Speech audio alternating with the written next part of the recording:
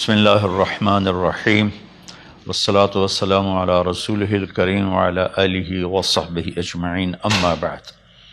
میرے محترم بھائیوں، بہنوں، بچوں، بچیوں، عزیزوں، جاننے والے، نہ جاننے والے، السلام علیکم ورحمۃ اللہ وبرکاتہ۔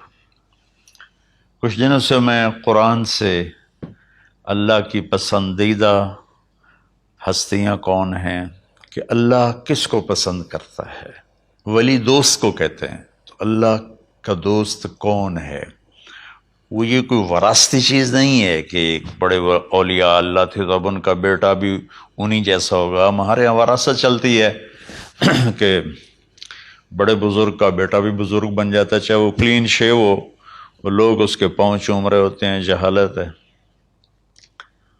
تو آج میں تھوڑا سا سورہ بنی اسرائیل ہے، اس میں بھی سارے اخلاق بیان ہوئے۔ میرے بھائی بہنوں، ایمان لانے کے بعد انسان بنتا ہے، اور اس کے بعد اس کی قیمت، اس کا بڑا پن، اس کی وجاہت، اس کی شرافت، وہ پیسوں سے نہیں ہوتی۔ پیسوں سے انسان مالدار تو ہو جاتا ہے، بڑا نہیں بنتا، بڑا نہیں بنتا۔ ہمارا علم غلط ہو گیا۔ بڑا بڑا بندہ جے بول دیا 3 ملین، یہ 200 مربع، یہ نوابہ فلانا ہے، نوابہ فلانا ہے۔ میرے بھائیو، یہ بالکل غلط علم ہے۔ بڑا وہ ہے جسے اللہ پسند کرے، بڑا وہ ہے جو میرے نبی کی زندگی کے پیچھے چلے، بڑا وہ ہے جس سے اللہ تعالیٰ راضی ہو جائے، باقی سب چھوٹے چھوٹے ہیں۔ تو آج ایک تیسری جگہ سے میں کچھ باتیں قرآن سے عرض کروں گا جن کا تعلق ہمارے ایمان سے بھی ہے، اخلاق سے بھی ہے۔ وہ ہے بسم اللہ الرحمن الرحیم، وَقَضَىٰ رَبُّكَ أَلَّا تَعْبُدُوا إِلَّا إِيَّاهُ بِالْوَالِدَيْنِ إِحْسَانًا إِمَّا يَبْلُغَنَّ عِندَكَ الْكِبَرَ أَحَدُهُمَا أَوْ كِلَاهُمَا فَلَا تَقُل لَّهُمَا أُفٍّ وَلَا تَنْهَرْهُمَا وَقُل لَّهُمَا قَوْلًا كَرِيمًا وَاخْفِضْ لَهُمَا جَنَاحَ الذُّلِّ مِنَ الرَّحْمَةِ وَقُل رَّبِّ ارْحَمْهُمَا كَمَا رَبَّيَانِي صَغِيرًا۔ یہ بہت بڑا مضمون ہے۔ اللہ نے قرآن بھر دیا والدین کے خدمت کے لیے، والدین کی اطاعت کے لیے، والدین کی ماننے کے لیے۔ پہلا جملہ ہے اور تیرے رب نے فیصلہ کیا، ایک مطلب۔ دوسرا، اور تیرے رب نے حکم کیا کہ بندگی صرف اللہ کی ہے، بندگی صرف اللہ کی ہے۔ عبد اسے کہتے ہیں جو ہر بات پہ سر جھکا دے، عبد اسے کہتے ہیں جو ہر بات پہ بچھ جائے، اس کو عبد کہتے ہیں۔ تو اللہ کہہ رہا ہے میرے بندو، میرا ایک فیصلہ ہے اور میرا ایک حکم ہے، میرے سوا نہ تمہارا ہاتھ کسی کے آگے پھیلے، نہ تمہاری گردن کسی کے آگے جھکے۔ ایک دوسرے سے مدد لینا، اس کو ایک دوسرے کی تعاونوں میں آ جاتا، تعاونوا علی البر والتقوی، ایک دوسرے کا ساتھ دو، ایک دوسرے کی مدد کرو۔ میرے نبی قرضہ اٹھاتے تھے۔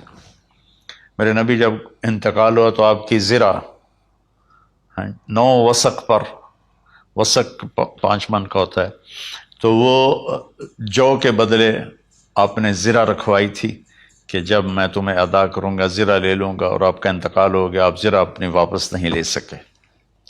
وہ چیزیں جن کا تعلق صرف اللہ کی ذات سے ہے اور کوئی نہیں کر سکتا، اس میں صرف اللہ کے آگے ہاتھ پھیلا، جیسے ہم کہتے ہیں مدد، نصرت۔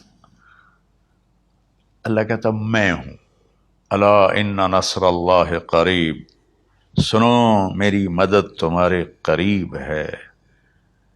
تو اللہ تعبدوا الا ایاہ، بس ایک چھوٹا سا جملہ اللہ نے یہاں کے، چونکہ یہاں اللہ نے والدین اور اخلاق بتانے تھے تو اپنے لیے صرف ایک جملہ بولا، باقی باتیں بھی اللہ کے لیے ہیں، لیکن اللہ نے میری بندگی، اس بندگی سے مراد 5 وقت کی نماز نہیں ہے، حج، روزہ، زکوٰۃ نہیں ہے اس کی مراد، یہ ساری باتیں داخل ہیں، اور اس کے ساتھ 24 گھنٹے کی زندگی اللہ کی مرضی پر گزارو، نفع آئے تو شکر ادا کرو، نقصان ہو تو صبر کرو، برداشت کرو، پھر بھی شکر ادا کرو، کہ میرا رب یہ کہہ رہا ہے کہ میں نے صرف اللہ سے تعلق جوڑنا ہے۔ اللہ کے نبی نے اپنے چچا زاد بھائی عبداللہ بن عباس سے فرمایا کہ یا غلام، اے نوجوان، اوصی کا بکلمات فاحفظہ، میں تمہیں چند باتوں کی وصیت کرتا ہوں، کیا؟ احفظ اللہ، احفظ اللہ یحفظک اللہ، یحفظک اللہ، اللہ کے اوامر کی حفاظت کر، اللہ تیری حفاظت کرے گا۔ احفظ اللہ تجدہ تجاہک، تو اللہ کے اوامر، اسلام، حلال حرام کی پہچان کر کے زندگی گزار تو اللہ کو ہر وقت تو اپنی مدد کے لیے تیار پائے گا۔ اور لمبی حدیث ہے، بنا عشاء کی نماز کا وقت ہو رہا ہے، اس میں وہ جملہ جو اس میرے مضمون سے متعلق ہے، وَإِذَا سَأَلْتَ فَاسْأَلِ اللَّهِ، جب بھی مانگو اللہ سے مانگو، جب بھی مانگو اللہ سے مانگو، اللہ کے سوا کوئی دینے والا نہیں ہے، صرف اللہ ہے دینے کے لیے۔ وَإِذَا اسْتَعَنْتَ فَاسْتَعِنْ بِاللَّهِ، اور جب مدد کے لیے ہاتھ اٹھاؤ تو صرف اللہ کو پکارو، جب ضرورت حاجت کے لیے، مدد کے لیے ہاتھ اٹھاؤ تو اپنے اللہ کو پکارو۔ تو یہ حدیث کی بات بھی ہے اور یہ قرآن کی بات بھی ہے۔ اس کے بعد آگے اللہ کہتا ہے وَبِالْوَالِدَيْنِ إِحْسَانًا، اور اپنے والدین کے ساتھ احسان کرو۔ احسان کا کیا مطلب ہے؟ اللہ آگے اسی کی تشریح کر رہا ہے۔ ویسے احسان کا مطلب عربی میں ہوتا ہے، یہ جو ہمارا اردو کا احسان ہے، میں تیرے تے احسان کیتا ہے تو ہوں میں نالے کی کر رہے ہیں، یہ بھی مطلب ہے، لیکن احسان کا اصل مطلب ہوتا ہے، احسان حسن سے ہے، حسن، حسن سے الف، 2 الف ملے اور احسان بن گیا۔ احسان کا مطلب ہوتا ہے کسی بھی کام کو جو دنیا کا ہے، دین کا ہے، اسے انتہائی خوبصورت طریقے سے کرنا۔ جیسے کسی دلہن کا میک اپ ہوتا ہے نا، تو 5-6 گھنٹے 4 گھنٹے کے بعد وہ کہتی ہے، جو ہوتی ہے اس کا میک اپ کرنے والی، کہ جی بس یہ مکمل ہو گیا ہے اور اب اس سے آگے نہیں ہے۔ تو آخری انتہا، اچھائی کی آخری انتہا پر پہنچ کے کام کرنے کو احسان کہتے ہیں۔ تو میرا اللہ کہہ رہا ہے میرے بندو، اپنے والدین کے ساتھ وہ کرو کہ جو بھلائی کی، خدمت کی، ماننے کی آخری حد ہے۔ سبحان اللہ۔ وبالوالدین احسان، بالوالدین پہلے ہے، احسان بعد میں ہے۔ اللہ تعالیٰ نے باقی سب کو پیچھے کر کے فرمایا کہ دیکھو خاص طور پہ ماں باپ کے ساتھ وہ رویہ کرو کہ ان کے دل سے دعائیں نکلیں۔ چند دن پہلے ایک والد یوں ہاتھ اٹھا کے کہہ رہا تھا اپنے بیٹے، اکلوتا بیٹا، میں منگنا اللہ کو لو، اللہ تینوں چاہ لگے۔ باپ بیٹے کے لیے یہ دعا مانگ رہا تھا اور بیٹا اکیلا ہے، یہ بد دعا باپ کر رہا تھا۔ تو بھائیو، ایسی اولاد نہ بنو جس ماں نے پیٹ میں 9 مہینے اٹھایا، پھر جننے کی تکلیف برداشت کی۔ ایک شخص آیا حضرت عبید بن عمیر کے پاس کہ حضرت میں نے ماں کو اپنے کندھے پہ بٹھا کے پیدل حج کرایا ہے، مینا لے گیا، عرفات لے گیا، مزدلفہ، پھر مینا، پھر مکہ، تو کیا میں نے ماں کا حق ادا کر دیا؟ میں نے فرمایا ولا تلقۃ واحدہ، بیٹا ابھی ایک تلقہ کا حق بھی ادا نہیں ہو۔ تلقہ کسے کہتے ہیں؟